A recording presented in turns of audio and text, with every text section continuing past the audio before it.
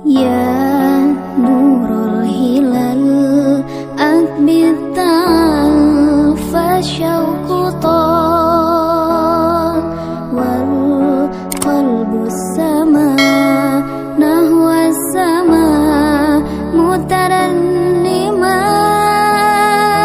lalatan qadi atali ruhi dawa Ramadan Ramadan Ramadan ya Habib Ramadan Ramadan laitaka dauman qarib. Buka puasa di Masjid At-Taqwa Kedai Garing, Kecamatan Murah Mulia, Kabupaten Aceh. Memang titun lagi nyo acara tapi pada mesti nyo. Alhamdulillah. Putong ka berjalan lagi ni.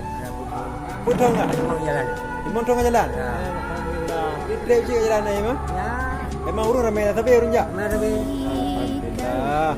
Memang beres. Beres ni. Beres ni. Betul ni. Tapi ini dari mangtol ka. Kan. Mana ni? Aku mah lupa. Beli mana ni? Kerja apa ni? Kerja kan. Kerja mai. Itu yang ni aku mah. Ini dari itu.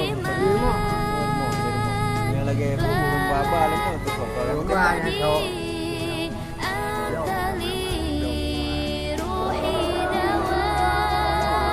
Mana yang dah buat dah dia. Oh, yang kue. Kue barang. Barang. Barang yang buang dah. Habib Ramadan Ramadan. Saya rekaman suasana buka puasa di Masjid Jami Taqwa Kedai Garing, Kecamatan Murah Mulia.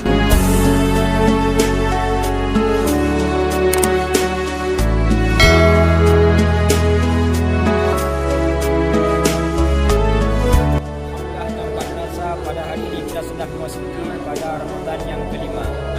InsyaAllah 25 hari lagi Ramadan Kam akan awaki berangkat ya pada satu syahrul siyam Ana lan ansaka fa anta fi qalbi daiman tamdil ayyam Wa du'ai kulla am Rabbi taqabbalna Ya Rabbi balighna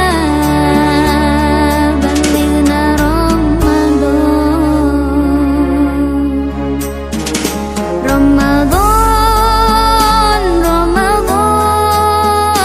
Ramadan ya Habib Ramadan Ramadan laitaka dauman qarib Ramadan Ramadan Ramadan ya Habib Ramadan Ramadan laitaka dauman qarib laitaka dauman qarib.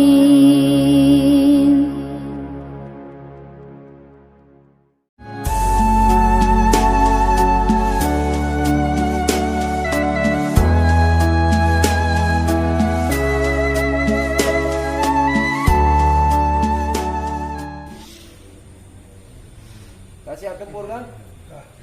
Allahu Akbar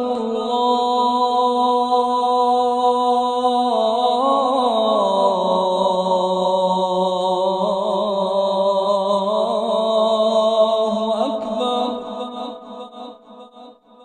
Allah